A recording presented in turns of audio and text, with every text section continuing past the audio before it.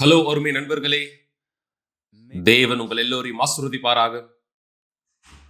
பரிசுத்த ஆவியானவர் உங்கள் ஒவ்வொருத்தருடைய புரிந்து கொள்ளுதலையும் ஒளி ஊட்டுவாராக. நீங்கள் யாரெல்லாம் இந்த நேரடி ஒளிபரப்பில் இணைந்தவராய் இருக்கிறீர்களோ அதன் மூலமாக நீங்கள் எல்லோருமே இந்த முழுமையானதை, இந்த மகத்துவமான புரிந்து கொள்ளுதலின் முழுமையை விசுவாசத்திலே பெற்றுக் கொள்வீர்கள். மெய்யான விசுவாசத்தின் புரிந்து கொள்ளுதலை, புத்திசாலித்தனமான விசுவாசத்தை. விசுவாசமானது இது மாயாஜாலம் செய்யக்கூடியதல்ல.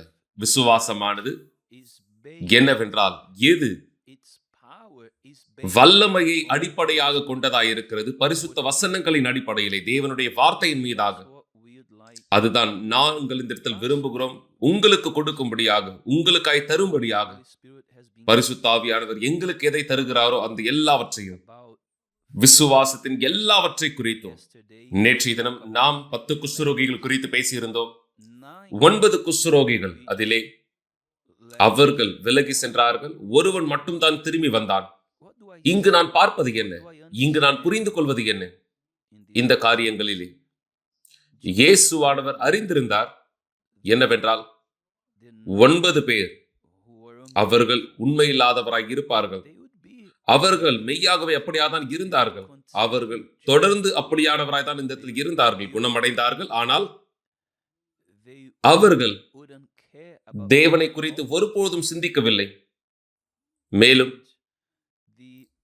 ஒருவர் மட்டுமே திரும்பி வந்தார். அவர் தேவனை மகிமைப்படுத்தினார், நன்றி செலுத்தினார். அவருக்காக, அவருடைய அற்புதமான குணமாக்குதல், அற்புதமான அந்த அதிசயம் நடந்த காரணத்திற்காக இயேசுவானவர் அவருக்கு இப்படியாக சொன்னார், தெளிவாக, உன் வழியிலே புறப்பட்டு போம், உன் விசுவாசமானது உன்னை சொஸ்தமாக்கியது. ஆனால் அவருக்கு வெறும் குணமாக்கக்கூடிய விசுவாசம் மட்டும் இந்த இடத்தில் இல்லை.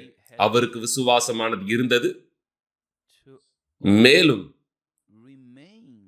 நிலையாக நிலைத்திருப்பதற்காகவும். இதனுடைய அர்த்தமானது ரட்சிக்கப்படுவதற்கு. எனவே சில மக்கள் இப்படியாக நினைத்துக் கொள்கிறார்கள், நான் குணமாக்கப்பட்டேன், விடுதலையாக்கப்பட்டேன், இது நடந்தது, அது நடந்தது, அற்புதமானது. இருப்பினும் தேவனுடைய ஆசீர்வாதங்களானது இது நம்மீதாக ஊற்றப்படக்கூடியதா இருக்கிறது விசுவாசத்தின் மூலமாக. இது மிக நிச்சயமாய் மக்கள் தானாகவே ரட்சிக்கப்படுவார்கள் என்பதை அர்த்தப்படுத்தவில்லை. இல்லை, இதுதான் நடைபெற்றுக் கொண்டிருக்கிறது. அந்த 10 குஷ்டரோகிகளுக்கு நடந்தது. 10 பேருக்கும் குணமடையக்கூடிய விசுவாசம் இருந்தது. ஆனால் ஒருவருக்கு மட்டும் தான் விசுவாசம் இருந்தது ரட்சிக்கப்படுவதற்கு. அப்போஸ்தலனாகிய பவுல் பரிசுத்தாவினாலே பயன்படுத்தப்பட்டவராய் அவர் இந்த காரியத்தை விளக்கி சொல்லியிருக்கிறார். அவர் இப்படியாக சொல்லியிருக்கிறார், கவனியுங்கள், நீங்கள் விசுவாசம் உள்ளவர்கள் என்று. இதனுடைய அர்த்தமானது உங்கள் சொந்த விசுவாசத்தை சோதித்து பாருங்கள். ஏனென்றால் உங்களுடைய விசுவாசமானது உங்களுடைய ரட்சிப்பானதை குறிப்பிடக்கூடியதா இருக்கிறது. உங்களுடைய ரட்சிப்பானது உங்கள் விசுவாசத்தை சார்ந்ததா இருக்கிறது. நாம் நீதிமானாக்கப்படுகிறோம், மன்னிக்கப்படுகிறோம், தகுதியானவராய் பார்க்கப்படுகிறோம் விசுவாசத்தினாலே. நல்ல வேலைகள், நாம் செய்கிற காரியங்களினால் அல்ல. இல்லை, இது நாம் பெற்றுக்கொள்கிற குணமாக்குதலினாலோ அல்லது தேவன் நம் மீது கொடுக்கிற இந்த ஆசீர்வாதங்களால் கிடையாது. அவர் நமக்காய் கொடுக்கிற ஆசீர்வாதங்களினால் கிடையாது. இது நாம் ரட்சிக்கப்பட்டிருக்கிறோம் என்று காண்பிப்பதில்லை. இல்லை, நீங்கள் ஒருவேளை குணமடைந்திருக்கலாம், விடுதலையாக்கப்பட்டிருக்கலாம், உங்களுடைய குடும்பங்கள் ஒன்றிணைக்கப்பட்டிருக்கலாம், நீங்கள் கெட்ட பழக்கத்திலிருந்து விடுதலையாக்கப்பட்டிருக்கலாம், குணமாக்குதலானது நடந்திருக்கலாம், தேவனுடைய வல்லமையினாலே விசுவாசத்தில் அதிசயங்களை பெற்றிருக்கலாம். ஆனால் மிகப்பெரிய தேவனுடைய விசுவாசத்தின் வல்லமையின் அடையாளம் ஆத்துமாவின் ரட்சிப்பானதாய் இருக்கிறது. ஏனென்றால் சரீரமானது இங்கு கைவிடப்படும். இந்த சரீரமானது குணமடைவதிலே பிரோஜனமானது என்ன? இந்த சரீரமானது இந்த அப்படியாக 9 குஷ்டரோகிகள் குணமடைந்ததில் பிரோஜனமானது என சுத்தமாக்கப்பட்டார்கள், குணமடைந்தார்கள். இருப்பினும் அவர்களுடைய ஆத்துமா குணமடையவில்லை. இது சோககரமானது, ஆனால் இதுதான் நிஜமானதா இருக்கிறது. அதன் பிற்பாடு அப்போஸ்தலனாகிய பவுல் சொல்கிறார், நீங்கள் உங்களை சோதித்தறியுங்கள். அவர் அவிசுவாசிகளிடத்தில் இங்கு பேசவில்லை. அவர் இங்கு இந்த இடத்தில் பேசும்போது தேவனை இல்லை என்று சொல்கிறவரிடத்தில் பேசவில்லை. அவர் பேசுகிறார் யாரெல்லாம் விசுவாசிக்கிறாரோ அவர்களுக்கு. அவர் இந்த காரியமானதை வெளிப்படுத்தி காண்பிக்கிறார் கிறிஸ்துவர்களுக்கு, கொரிந்திய சபைகளில் உள்ளவர்களுக்கு. அவர் இப்படியாக சொல்கிறார், நீங்கள் உங்களை சோதித்தறியுங்கள், நீங்கள் விசுவாசம் உள்ளவராய் இருக்கிறீர்களா என்று. யாரெல்லாம் குணமடைந்தார்களோ, ஆசீர்வதிக்கப்படுகிறார்களோ விசுவாசத்தினாலே, இது அர்த்தப்படுத்துவது கிடையாது அவர்கள் விசுவாசத்திலே நிலைத்திருப்பார்கள் என்று. நீங்கள் பார்த்திருக்கலாம், நீங்கள் அறிந்திருக்கலாம், பல மக்களை இப்படியாக அவர்கள் மாபெரும் அடையாளங்களை பார்த்தார்கள். உங்களுக்கு தெரியும், மக்கள் அப்படியாக பல காரியங்கள் உங்கள் வாழ்க்கையின் மீது விசுவாசத்தினாலே நடைபெற்றதை பார்த்திருக்கிறீர்கள். இருப்பினும் அதே மக்களானவர் இன்றைய நாட்களிலே மற்ற காரியங்களை சந்திக்கிறவராயத்தில் இருக்கிறார்கள். வித்தியாசமான சூழ்நிலைகளும் சந்திக்கிறார்கள். சமாளிப்பதற்கு அவர்கள் விசுவாசத்தை விட்டு விலகினார்கள், ஆலயத்தை விட்டு விலகினார்கள், எல்லாவற்றை விட்டு விலகினார்கள். மேலும் அவர்கள் அப்படியாக தங்களுடைய சொந்த பலத்தில் இப்பொழுது நிற்கிறவராயத்தில் எல்லாவற்றையும் இழந்து விட்டு இருக்கிறார்கள். ஏன்? ஏனென்றால் அவர்கள் விசுவாசத்தினாலே ஆசீர்வதிக்கப்பட்டார்கள். ஆனால் இந்த ஆசீர்வாதங்கள், இந்த ஆசீர்வாதமானது ஆத்துமாவின் ரட்சிப்பானதை குறிப்பிடக்கூடிய ஆசீர்வாதம் அவர்கள் பெற்றுக்கொள்ளவில்லை. அந்த காரணத்தினாலே அவர்கள் விலகினார்கள். இதுதான் நீங்கள் மிக தெளிவாக கவனம் செலுத்தும்படி நான் இந்த இடத்தில் விரும்புகிறேன் அருமையான நண்பர்களே. ஏனென்றால் பரிசுத்த வசனமானது தெளிவாக காண்பிக்கிறது. சரியாக தேவன் தன்னுடைய ஜனங்களிடத்திலே பேசுகிறவராயிருக்கிறார். இஸ்ரவேல் ஜனங்களுக்கு அவர் இப்படியாக சொன்னார், நான் இஸ்ரவேலின் தேவனும் பரிசுத்தரும் உன் இரட்சகருமாய் இருக்கிற உன் தேவனாகிய கர்த்தர் உன்னை மீட்கும் பொருளாக எகிப்தையும் உனக்கு ஈடாக எத்தியோப்பியாவையும் சோபாவையும் கொடுத்தேன். அதற்கு முன்பாக அவர் இப்படியாக இந்த சொல்லியிருக்கிறார், எப்பொழுது நீங்கள் தண்ணீரானதை இந்த கடந்தீர்களோ, இதனுடைய அர்த்தமானது எப்பொழுது நீங்கள் உபத்திரவங்களை கடந்து சென்றீர்களோ, கடினங்களை கடந்து சென்றீர்களோ, அவர் இப்படியாக சொல்கிறார், நீ தண்ணீரை கடக்கும் பொழுது நான் உன்னோடு இருப்பேன். நீ ஆறுகளை கடக்கும் பொழுது அவைகள் உன்மேல் புரளுவதில்லை. நீ அக்னியிலே நடக்கும் பொழுது வேகாதிருப்பாய், அக்னி ஜுவாலை உன் பேரில் பற்றாது. தேவன் இங்கு இந்த இடத்தில் என்ன சொல்கிறார்? தன்னுடைய ஜனங்களை நோக்கி அவர் இப்படியாக சொல்கிறார், தெளிவாக கவனியுங்கள், தெளிவாக கவனியுங்கள்.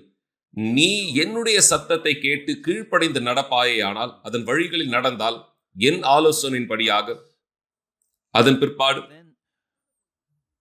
இது இப்படியான சூழ்நிலை நடக்கும் பொழுது, நீங்கள் பிரச்சனைகள் கடினங்களை கடந்து செல்லும் பொழுதும், கடினமான தருணங்கள் உங்களை எதிர்த்து வரும்பொழுது, நான் உன்னோடு இருப்பேன், நான் உன்னை பாதுகாப்பேன், நான் உன்னை பாதுகாத்துக் கொள்வேன். அதுதான் அப்போஸ்தலனாகிய பவுல் இங்கு தெளிவாக இந்த விளக்குகிறார். அவர் சொல்கிறார், நீங்கள் உங்களை சோதித்து பாருங்கள். இதனுடைய அர்த்தமானது, நான் என்னுடைய சொந்த விசுவாசத்தை சோதித்து பார்க்க வேண்டும். என்னுடைய சொந்த விசுவாசமானது என்னை இந்த விசுவாசத்தில் நிலைத்திருக்க வைக்கிறதா இல்லையா? நான் இந்த விசுவாசத்தை சோதித்து பார்க்க வேண்டும். நீங்கள் எல்லோருமே நீங்கள் உங்களையே சோதித்து பாருங்கள். நீங்கள் விசுவாசம் உள்ளவர்கள் என்று உங்களை சோதித்து பாருங்கள். ஏனென்றால் பல மக்கள் விசுவாசத்திலே நிலைத்திருக்கிறார்கள். அவர்கள் காரியங்கள் எல்லாம் அருமையாக இருக்கிற நாள் வரையிலும், ஆனால் எப்பொழுது மோசமான நாட்கள் வருகிறதோ, எப்பொழுது கடினமான சூறாவளி வீசுகிறதோ, அவர்கள் பலர் தங்கள் விசுவாசத்தை மறுதளிக்கிறார்கள்.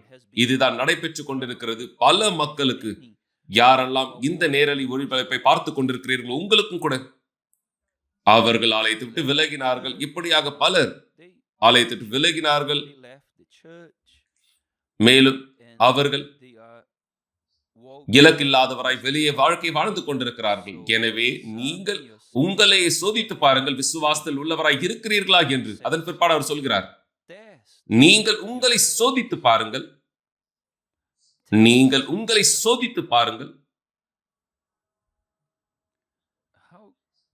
எப்படியாக நான் என்னை பரிசுத்தை பார்ப்பது?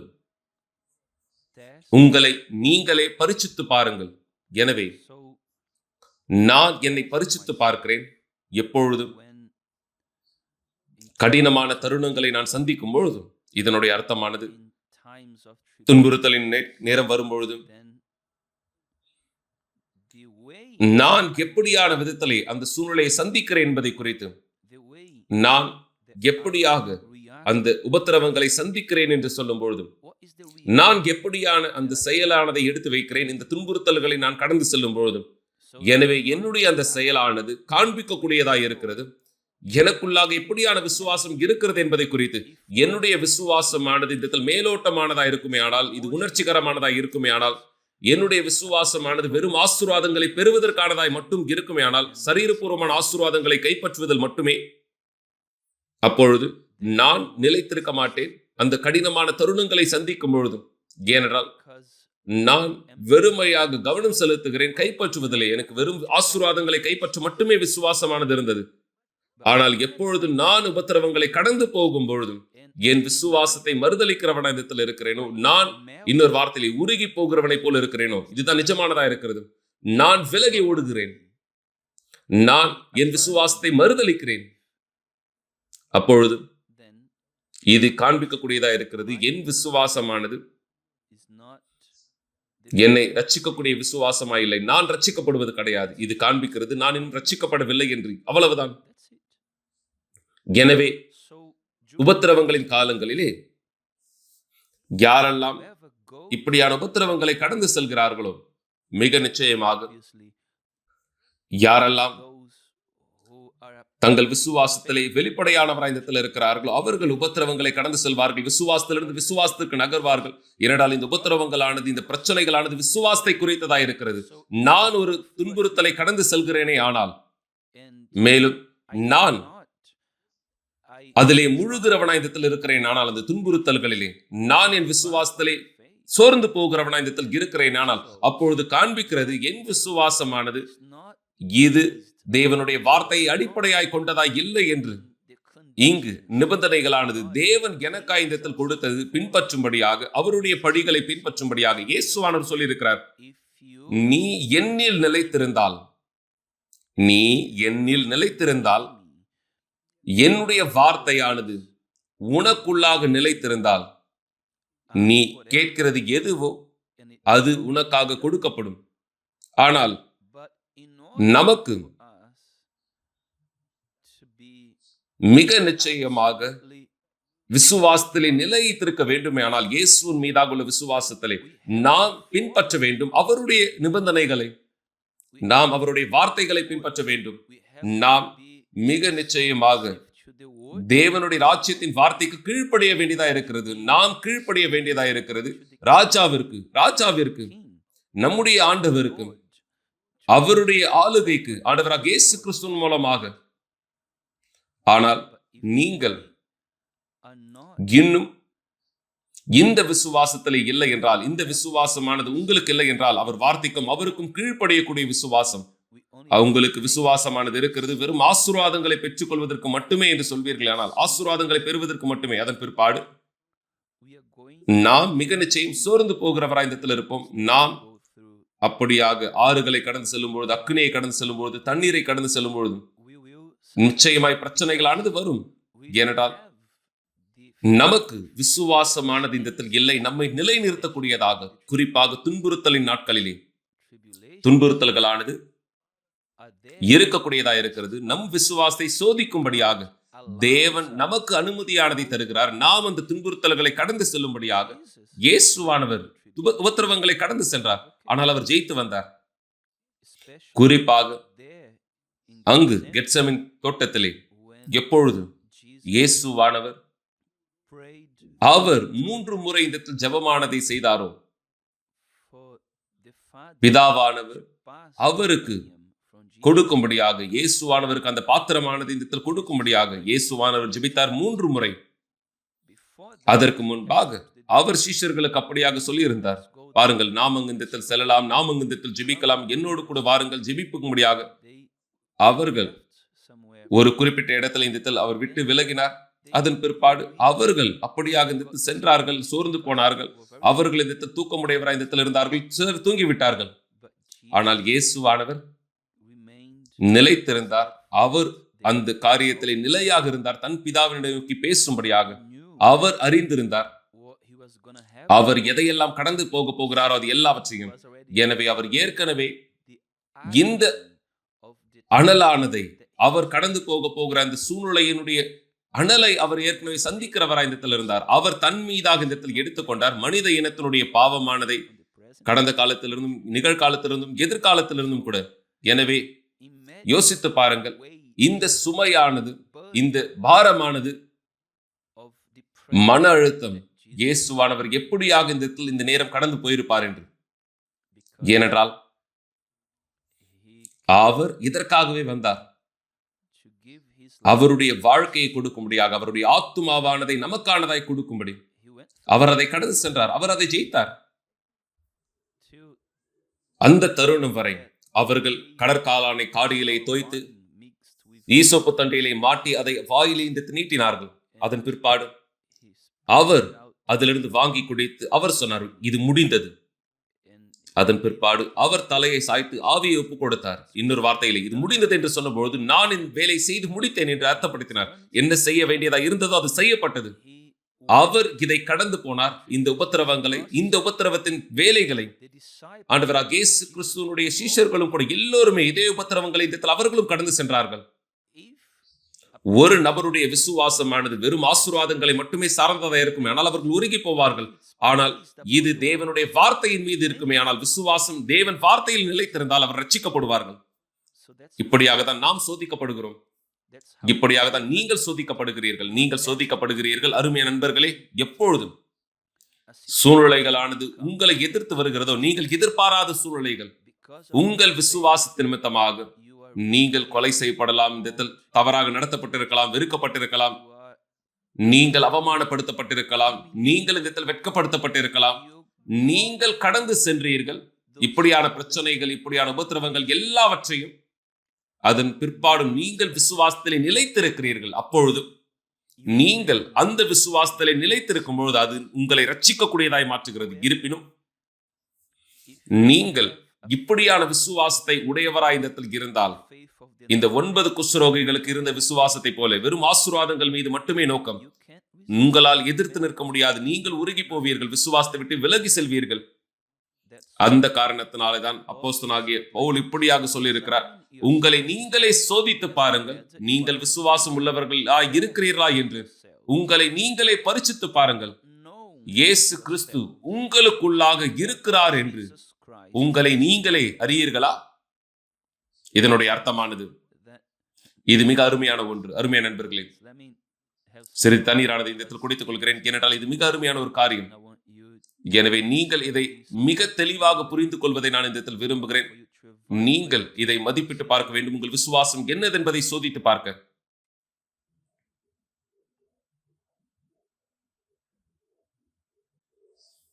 உங்களை நீங்களே சோதித்தறியுங்கள். நீங்கள் விசுவாசம் உள்ளவர்களா என்று, நீங்கள் விசுவாசத்தில் இருக்கிறீர்களா என்று சோதித்து பாருங்கள். உங்களை நீங்களே பரிசித்து பாருங்கள். இயேசு கிறிஸ்து உங்களுக்குள்ள இருக்கிறார் என்று உங்களை நீங்களே அறியீர்களா?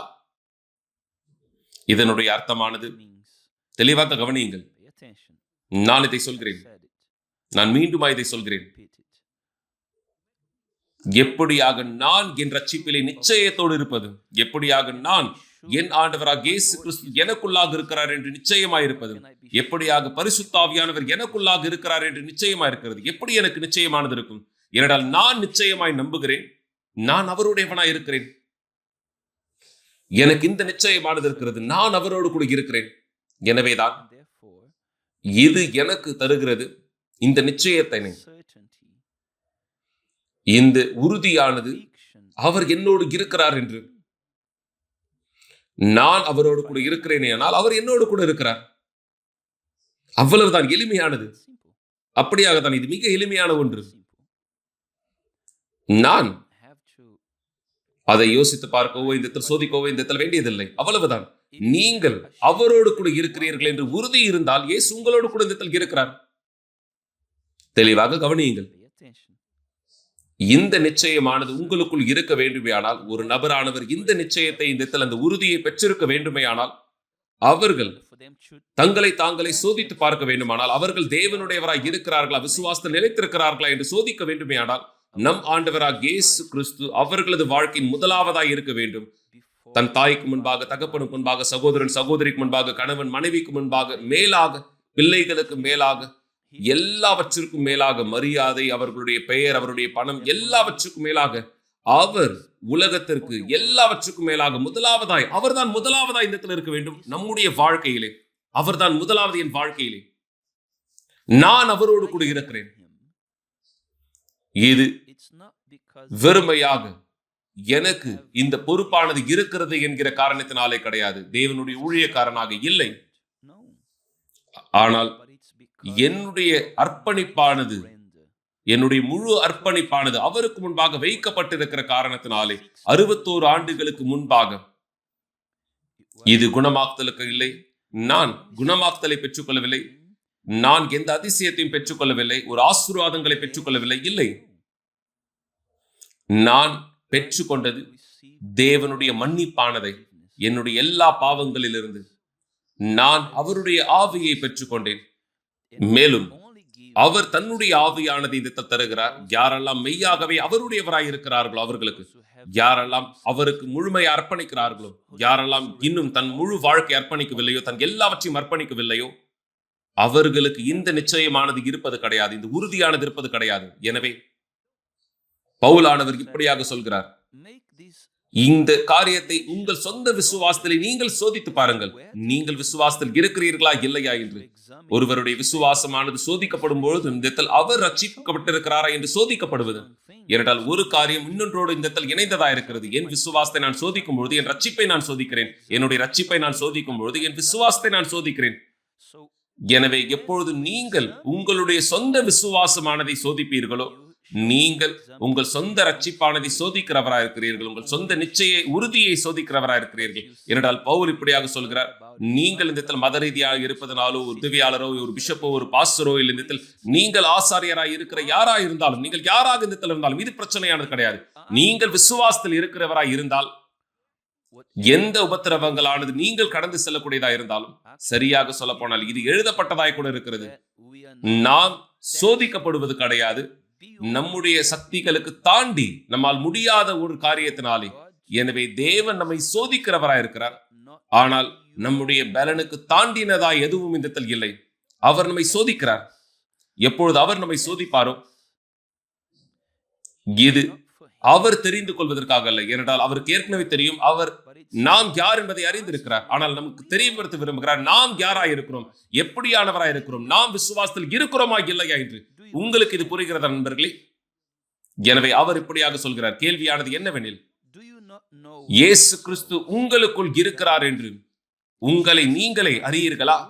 நீங்க சோதித்து பாருங்கள். ஆண்டவராக இயேசு கிறிஸ்து எனக்குள்ளாக இருக்கிறாரே, ஆனால் அப்பொழுது அவர் எனக்கு இந்த நிச்சயத்தை தருகிறார், நான் அவருடையவனாக இருக்கிறேன் என்று.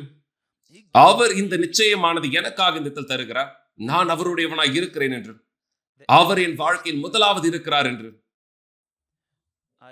நான் என் குடும்பத்தாரை நேசிக்கிறேன். இது வெளிப்படையானது, எல்லோருக்கும் அது தெரியும். நான் எஸ்தரை விரும்புகிறேன். இருப்பினும் தேவன் முதலாவதாக இருக்கிறார் என் வாழ்க்கையிலே, அவருக்கும் அது தெரியும். அதே போல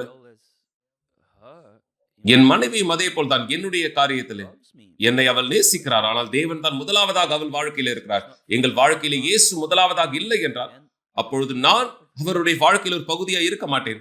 எனவே தான் அருமையான நண்பர்களே, உங்களை நீங்களே சோதித்து பாருங்கள். உங்கள் சொந்த விசுவாசமானதை சோதித்து பாருங்கள். நீங்கள் உங்களுடைய விசுவாசமானதை நீங்கள் சரீரபூர்வமான கைப்பற்றுதலோடு இந்த ஒப்பிடாதீர்கள். இந்த சரீரபூர்வமான பதில்களோடு ஒப்பிடாதீர்கள். இல்லை, உங்களுடைய விசுவாசமானது, உங்களுடைய அந்த விசுவாசமானது சோதித்து பார்க்கும்படியாக நீங்கள் உங்கள் விசுவாசை சோதித்து பாருங்கள் அந்த உபத்திரவத்தின் காலங்களே. ஏனென்றால் அப்படியான உபத்திரவத்தின் காலங்களில் மட்டுமே நீங்கள் பார்ப்பீர்கள் உங்களுக்கு நிலையான விசுவாசமானது இருக்கிறதா, அல்லது உங்களுடைய விசுவாசமானது வெறுமையாக ஒரு பொழுதுபோக்கு கூடிய விசுவாசமா, உங்களுக்கு பெற்றுக்கொள்ள மட்டுமே விசுவாசம் இருக்கிறது, ஆனால் கொடுப்பதற்கு இல்லை. யாரெல்லாம் இப்படியான பலனான விசுவாசத்தை உடையவராக இருக்கிறார்களோ, ரட்சிக்கப்படுவதற்கான விசுவாசம் அவர்களுக்கு கொடுக்கவும் விசுவாசம் இருக்கும். முதலாவது அவர்கள் கொடுப்பார்கள், அதன் பிற்பாடு பெற்றுக்கொள்வார்கள். யாரெல்லாம் விசுவாசம் உள்ளவராய் இருக்கிறார்களோ, யாரெல்லாம் இந்த ரட்சிக்கப்படக்கூடிய விசுவாசத்தை உடையவராய் இந்த இருப்பார்களோ, விசுவாசமானது ரட்சிக்கக்கூடியது, நிச்சயத்தை இந்த கொடுக்கக்கூடியது. அவர்கள் ரட்சிப்பானதை குறித்து, தேவனோடு நித்திய கால வாழ்க்கையானதை குறித்து அப்படியானவர்கள் விசுவாசம் உள்ளவராய் இருப்பார்கள் கொடுப்பதற்கும். ஆனால் யாருக்கெல்லாம் விசுவாசம் வெறும் பெற்றுக்கொள்ள மட்டுமே இருக்கிறதோ, இப்படியானவர்கள் விலகி செல்வார்கள். இந்த விசுவாசமானது பொறுமையாக இந்த நகரும்போது அவர்கள் உருகி செல்வார்கள். யாரெல்லாம் விசுவாசம் உடையவராய் இருக்கிறார்களோ, உண்மையாக ஆண்டவராக இயேசுவின் மீதாக, இது மிக அருமையான ஒன்று. நான் இந்த கேள்வியானதை இந்த இடத்தில் கேட்டிருந்தேன் ஒரு நபரிடத்திலே, என்னுடைய நண்பரிடத்திலே. நான் அவருடைய கண்களை பார்த்து, நான் அவரை இப்படியாக பார்த்து கேள்வி கேட்டேன். கவனி, இந்த நேரம், இந்த நாள் நீ இறந்தால் நீ ரட்சிப்பினுடைய உறுதியை பெற்றிருக்கிறாயா உன் ஆத்துமா மீதாக?